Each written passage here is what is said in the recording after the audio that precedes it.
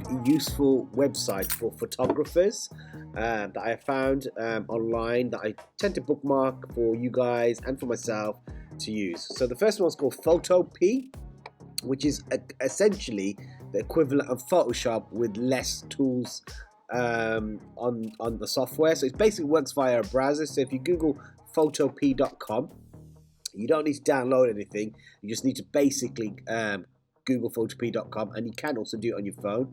And once you've Googled it, this website will pop up. You can literally open files through the website. You can open up files like this, and then it allows you to do editing, adjustments, layers, filters, or filter effects. So some of the features available to you in Photoshop, you can do via this online platform in Photopea. You've also got pen tool, you've got text tools, you've got layers up here as well, you've got channels, you've got paths. So all the things that you might be used to using in Photoshop available to you via basically a website that allows you to use these features through their platform. So it's very useful to tell you. I've used it now and then. The only disadvantage I have seen is the fact that you need probably a good Wi-Fi signal in order to be able to view the content that you want to see. It does sort of obviously stream through the Wi-Fi, so if you're using high-res RAW images, you probably need a really good Wi-Fi signal in order to be able to use photopea.com. Alright, so that's a cool one. Check it out. Next one is called Savvy. So I might have mentioned this one in a different video, but I thought I'd mention it again because this one's useful for photographers. So it's equivalent to Pinterest, but it's more of I think a designer's portfolio website. So there are much more interesting things on this website available to you to source and have a look at. And this one is called Savvy.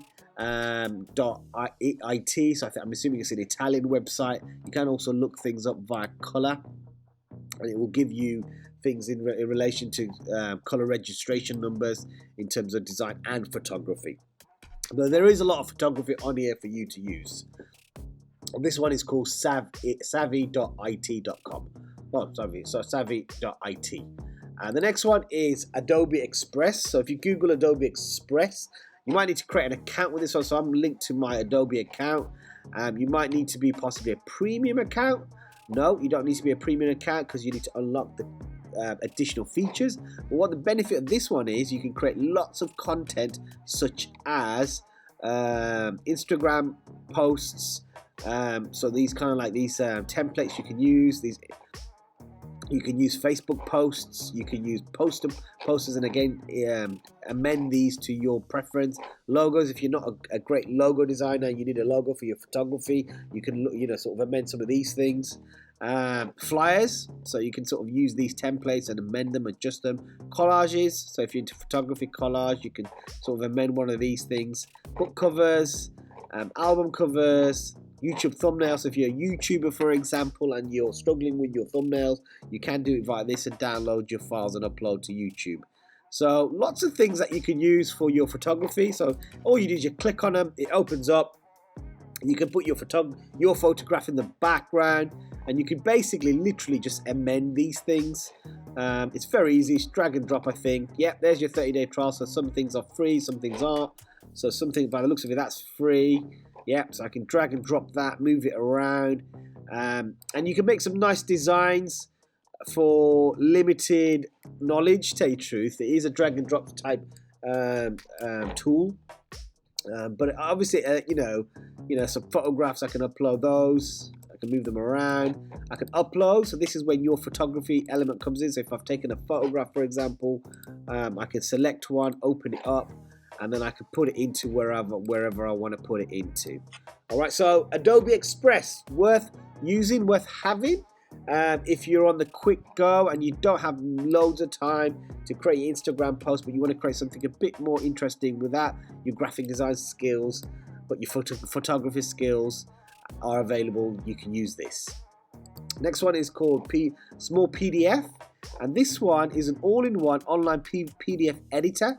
So you just basically choose your PDF. So I don't have a PDF I do have one. So open that up, and then this allows me to edit PDFs. So you know, you can sort of change things, you can amend things, you can rub things out, you can colorize it. So I don't think it allows you to edit the text. Let's have a look. No, so there you go. It doesn't allow me to edit things, but it allows me to. Oh no, there's my sales pitches. So to edit text, you need to pay extra, but to do highlights, yep, no highlights, no, doesn't let me do that one. Lets me draw, okay, lets me highlight. So if you want to highlight something, if you want to put a box, for example, if you want to put a picture in, maybe, yep, allows me to put a picture in. So again, if I just drag something in, put that in, allows me to do that as well. So it does allow me to do a few things, but to edit the text, unfortunately, you won't be able to do that. But saying that, you know, you've got a couple of features if you want a signature. So some people have get PDFs and they can't always have a signature. So by the looks of it, allows you to have a signature as well. All right, so another useful one, and this one is called Small PDF. It's a website for you to use. The next one I want to tell you about is called Affinity. So if you got Affinity Designer, if you Google affinity.com, you got photo, you got publisher. So the one I'm focusing on is photo editor.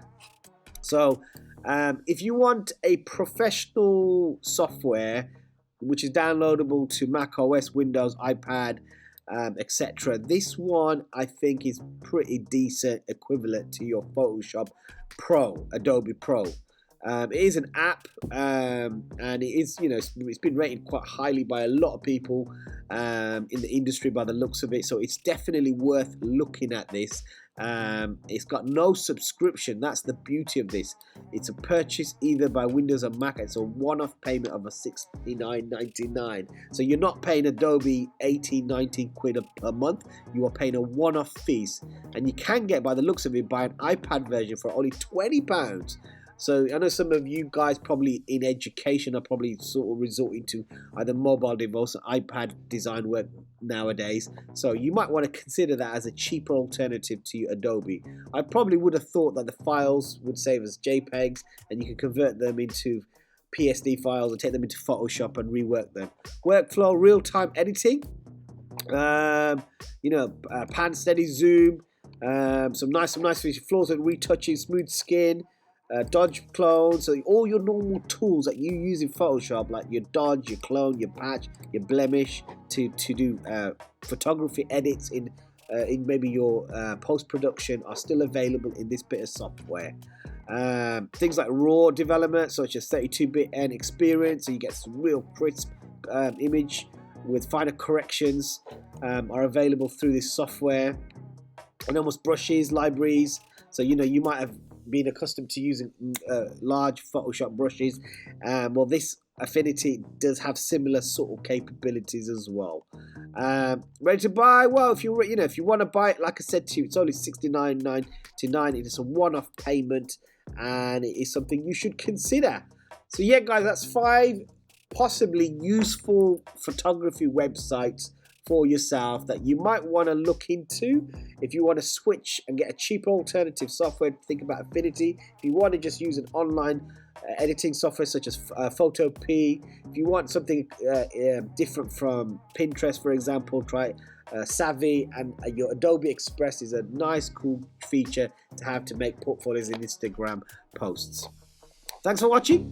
Any questions? Please do post.